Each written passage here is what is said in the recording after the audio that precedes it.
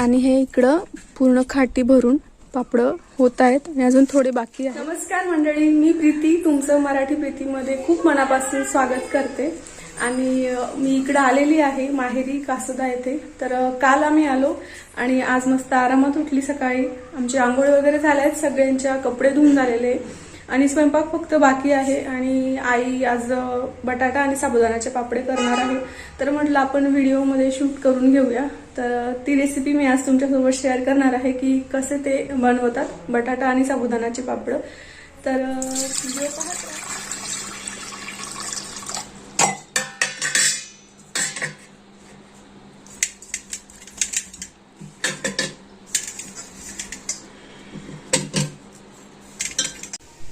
तर आपल्याला आज 1 किलो साबुदाणा आणि 1 किलो बटाटे असं प्रमाण घेतलेले आहे आपण आणि त्याचेवाले बटाटा आणि साबुदाणा मिक्स पापड करायचे आहेत। तर त्यासाठी 1 किलो बटाटे आपण आधी उकळून घ्यायचे आहेत।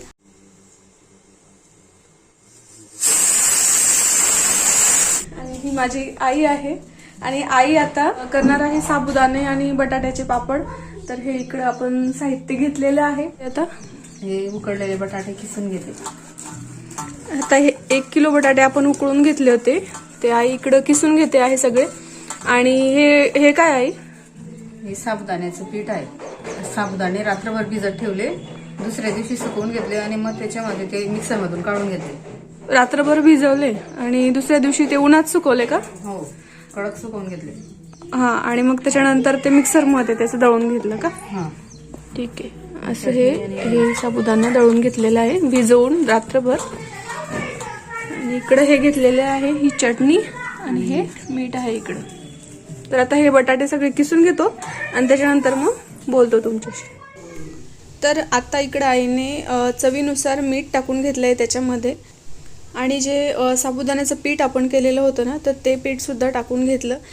आणि तुम्हाला हवं असेल तितकं तिखट किंवा तितकं फिकं असं करायचं आणि चटणी सुद्धा आपण टाकून घेतली। आणि आई तिकडं बनवते आहे पापडांचं, तोपर्यंत मी इकडं स्वयंपाक करते आहे। आणि आज गिलक्याची भाजी केली मस्त मुगाची डाळ टाकून। आणि हे शॉर्टमध्ये मी तुम्हाला आईचं किचन दाखवलं। तर इकडं ही मस्त कलसून झाले गिलके आणि गिलक्यांमध्ये मी मस्त भिजवलेली मुगाची डाळ टाकून दिली आणि अंगाशी रसा अशी भाजी केली होती, खूप छान भाजी झाली होती। तर आता माझा स्वयंपाक झालेला आहे। काय मीठ आणि पाणी। आणि मी आता आईकडे जात होती वरती, इकडे आई बसली पापड करायला। मीठ असेल पाणी घेऊन येणार आणि मग गॅसमध्ये पाणी घेऊन। आई मला पण करायची। आईने मला सांगितलं आणि मी कृष्णाला सांगून दिली। तर आईचे सुरू पण झाले पापड। किती झाले? एवढे झाले का?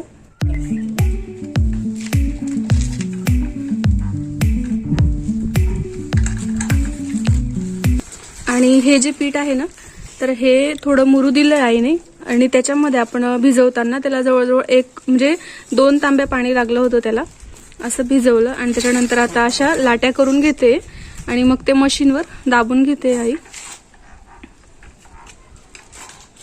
आणि हे इकडं असे पापड बनतायत।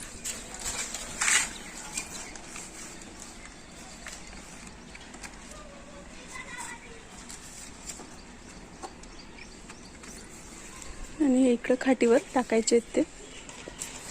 ही माझी माहेरची टेरेस आहे, गच्ची।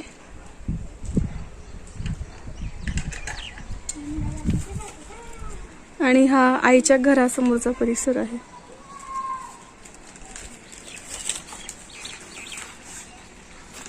आता मी पण करू लागते आईला पटापट।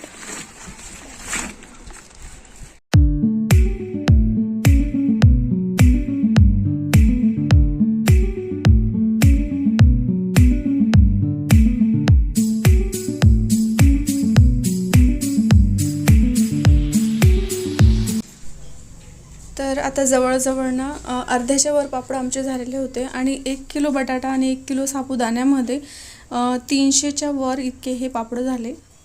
फक्त आपल्याला ते पीठ ना थोडं नरम भिजवायचं आहे आणि जेणेकरून ते पापड असे मस्त नरम येतात। तर हे आता सुकून झालेले आहेत पापड दिवसभर उन्हामध्ये आणि थोडे पतलेच आपल्याला करायचे असतात। जे जास्त पतले आपण दाबलेले असतात ना तर ते खूप जास्त नरम आलेले आहेत तळल्यानंतर. आता तळून दाखवतो तुम्हाला.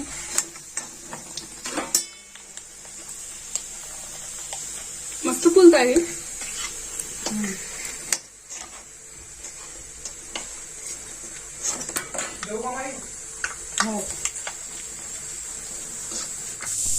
आता पापड तर बनवून झालेले आहेत, पण आपण खाण्याच्या आधी ते आम्ही देवाला दाखवतो आहेत उपहार म्हणून. कुठलीही बाहेरची वस्तू आणली खाण्याची किंवा घरात काहीही बनवलं तर आधी देवाला उपहार दाखवतो, संकल्प सोडतो आणि त्याच्यानंतर मग आम्ही खात असतो. तर आता आईने उपहार दाखवून दिलेला आहे. आता खाऊन बघ आणि सांग कसे झाले. छान झाले का? छान झालं, एकदम मस्त.